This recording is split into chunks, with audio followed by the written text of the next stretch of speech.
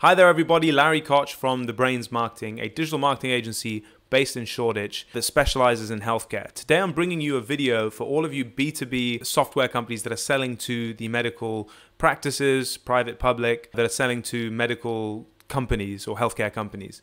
And the reason I'm putting this video together is to give you a 10 to 15 minute short rundown of all the options you have available and how we as a marketing agency, working with countless clients in the space, everything from online triage to telehealth to all sorts of SaaS tools for medical practices, contact and patient record management, all the way to sector data for sales teams. There's all sorts of learnings we've taken from that. We want to give this to you in a shorter video as possible. Please bear in mind there might be loads of other relevant content to you. This is going to serve as an intro that should give you the full rub of how we approach digital marketing in this industry. Now, you might be doing all sorts of other things for your marketing in general. You might be doing PR, whatever. That's not what we're going to discuss here today. We're going to be discussing strictly digital advertising, and that takes the form of LinkedIn, Google, and mass outreach via email, etc. I'm going to cover each of these areas in turn. I'm going to try and give you a full overview.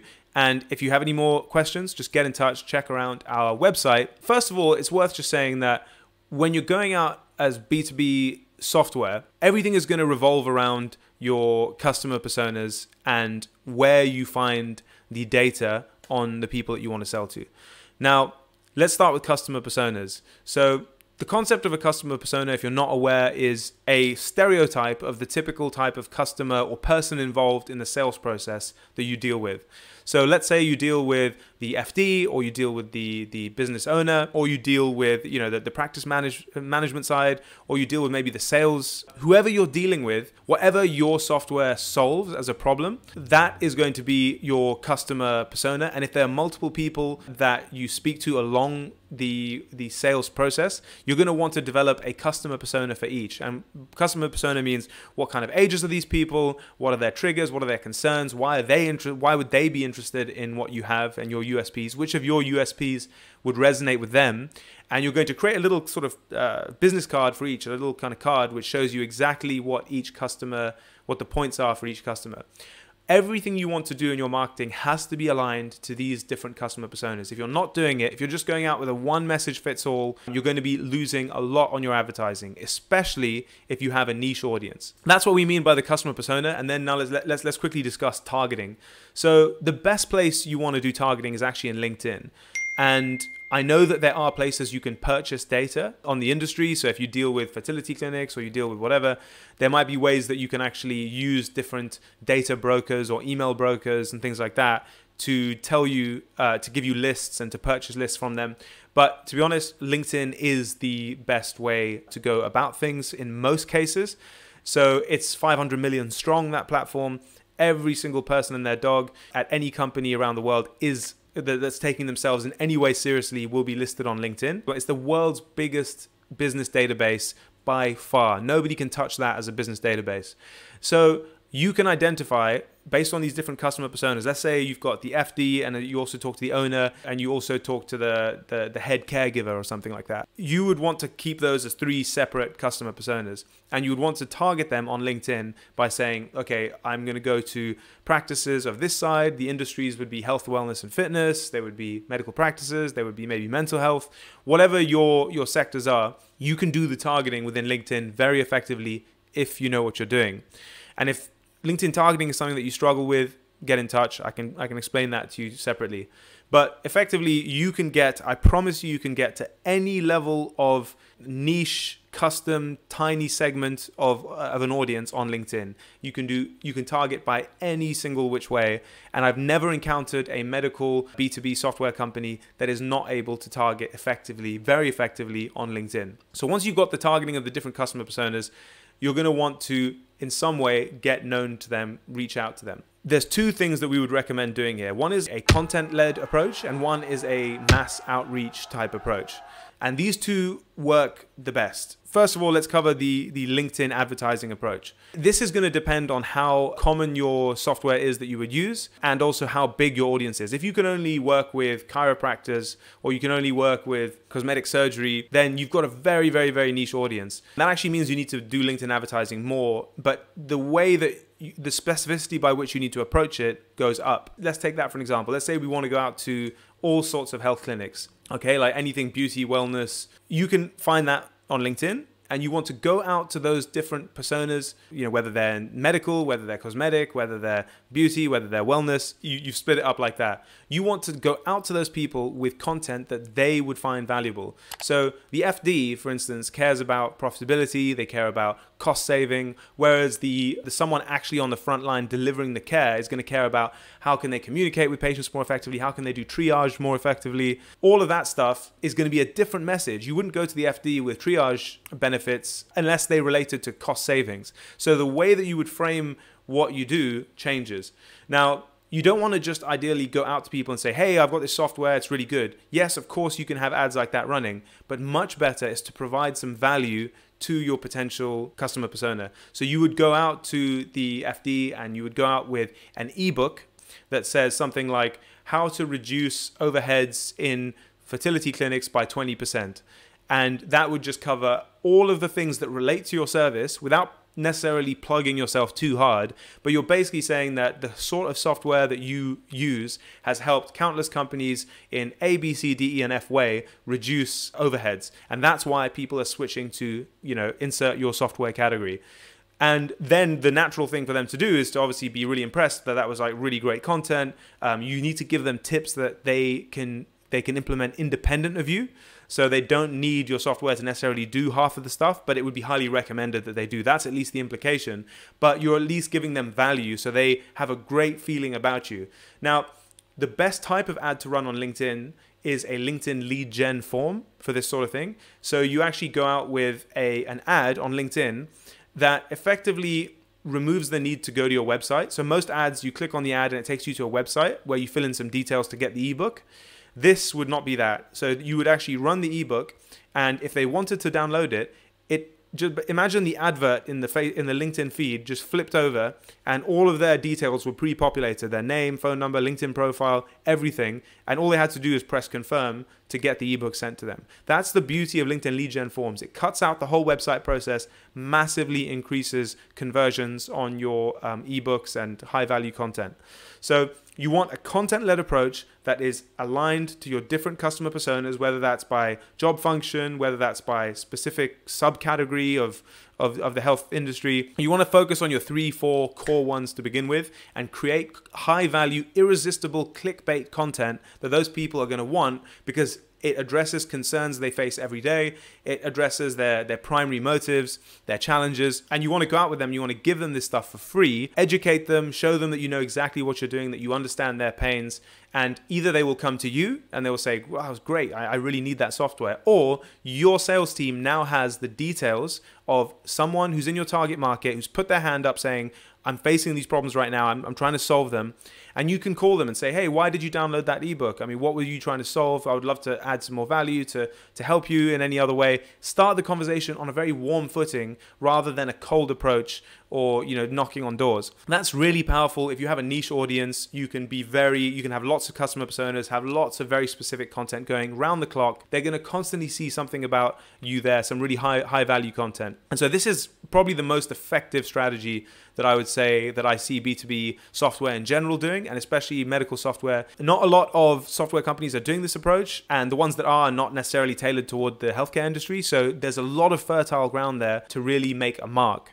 Now, the second best thing that I would say, and this depends on how mass applicable your software is. If you can work with any healthcare clinic, you just do contact records management or you do online triage for anything. If you're completely unspecific, what I would do is also include a mass outreach channel. So again, you can use LinkedIn and you can use different tools on LinkedIn to scrape the publicly available information. You can use a tool called dataminer.io, for instance. And so you can load up a search of all of your target prospects. Maybe there's 5,000, maybe there's 10,000, and you can actually pull all of their data off of LinkedIn and into an Excel sheet.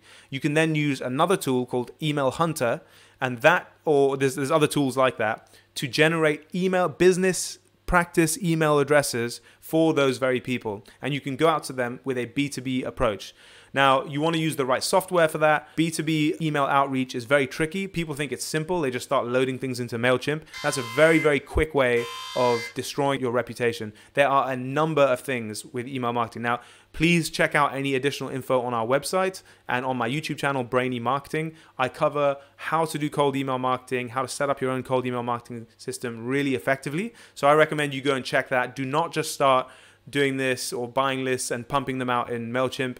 Does not work. There's everything you need to know, from SPF records to sending frequencies to domain level settings to warming up email addresses to using the right combination of software to single thread architecture. I mean, it's a baffling area if you want to do it right. And if you've got a smaller audience or not a huge audience, you want to make sure every email is getting delivered and you've got great follow-ups. That content can be a little less specific. It can be more just around, hey, do you want to have a chat? And you're dealing with a numbers game at this point. So about 1 to 2% of people you email, if you've done your targeting correctly, will actually have a need for what you do.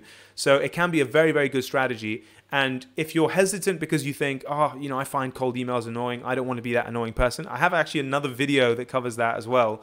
But I promise you it's not a problem. And the reason why, and obviously everyone has their own risk levels that they want to go with, and that's fair enough. But I wager that you cannot tell me the last person that sent you a cold email last week. I mean, you must be getting some all the time. Can you actually remember the last one that you got? The name of the person, the name of the company? No, because it just goes in one ear and out the other, unless you have the problem. People look at their inboxes and they either go, oh, rubbish, don't need that, and they just forget about it, move on with their lives. No recollection, completely forgot. Our brains have more important things to remember, like our kids and our social events and stuff. We don't need to be worrying about the names of people emailing us, unless you're kind of autistic or something and you just remember everything. You've got a photographic memory. But if that's not the case, you won't be remembering what's going on, which means that you don't need to worry about that coming back on you unless you get your targeting wrong, you use this wrong software, you annoy people, they try to unsubscribe, they can't unsubscribe. Things like this, do not make those mistakes and you will have a golden channel here. So that's my 2 areas of choice. I would say focus on LinkedIn, very content-led approach, and then do cold email marketing. Now, it wouldn't be right if I ended this video without addressing Google Ads. This is kind of a tricky one for B2B software because the healthcare industry is not massive in terms of search volume. Any B2B industry is very difficult. There's a lot of contamination by the general public who are searching for similar things a lot of the time, and you're then burning your Google Ads budget on the wrong people because they're searching for the same things as the B2B audience. If you have a very general service, again, like online triage software, and you can work across all sorts of clinics, then yes, you can use a tool called SEMrush, or if you already have a Google Ads account, you can use the keyword planner to go ahead and research what the search volume is actually like. I'm not going to cover the exhaustive strategies of Google Ads, from single keyword per ad group all the way to keyword mining. I mean, if you want to do Google Ads properly, it's like any professional service. It's really, really, how long is a piece of string? I mean, there's people who are expert at it like anything, and there's people who are terrible at it, and everything in between. And, it might not look on the face of it when you're hearing this stuff for the first time. It might be hard to tell the difference between people, but I promise you there's a huge difference in results depending on who you work with for Google Ads, who you hire for Google Ads, what freelancers use, what agencies use. Massive, massive difference in results, even though they're saying the same words. So be very careful if you're going to outsource that. Ton of competition. There will be some incumbent, I'm sure, software providers out there that do what you do, that are dominating search results. You can still beat them. Promise you can still beat them. We've done it countless times. That's why I would say I think the white spaces in LinkedIn advertising and in content marketing specifically aligned to customer personas. So if you haven't done the work of the customer personas, really looking at what messaging aligns to the different personas and what educational and interesting content aligns to them, then do that first. Do all of that content strategy first before you start launching your ads, okay? Content strategy should be informing your marketing strategy, not the other way around. To wrap all of this up and to let you go, so that's my primary channels, how I'd go out there. The last thing I want to talk about is customer nurturing. Again, that follows your content strategy. Once you've got somebody downloading an ebook, right? Or whatever it is, however you're getting them in your funnel. Maybe you're using Google Ads. Maybe you've got a great SEO strategy. However people are getting into your database, I would look at a comprehensive content marketing and marketing automation strategy. You want to use a tool like HubSpot. I highly recommend HubSpot. We're a HubSpot Gold partner. I'm obsessed with HubSpot. It is definitely the future. They're the top marketing automation thing out there for any SME. So if you're under 500 people as a company, you want to be using HubSpot. The user interface, everything is just a dream. You can create the most complicated marketing automation rules with conditional logic that is amazing. So for instance, if somebody comes in having downloaded a how to make my practice 20% more cost effective or something, and it's the FD, you know what customer persona that is as they come into your database. You can actually get HubSpot to say, well, that came off this ad, so therefore I'm going to put this person into the CRM marked as the FD persona. Then you can have a whole list of follow-up emails and ads that are triggered once they enter the database. They wait a few days, then it sends them this email, and then if they click on something, it will send them something else. You can have a complete end-to-end 360 where you're not sending any more newsletters. The days of newsletters are gone. All of your content is now specific and aligned to customer personas, and the whole idea is that once they enter your database, every week or two, they've got a really tailored email aligned to what they were looking for, to their customer persona, to where they are in the buyer's journey, to becoming a client. If you want a special deal on HubSpot, come back to me. I'll be able to help you out for that as well, with nothing charged, and even help you set it up for free. So that's my complete take for B2B marketing software headed to healthcare. I hope that's helpful, and see you for another video. Stay subscribed and get in touch if you want to hear any further details. Take care.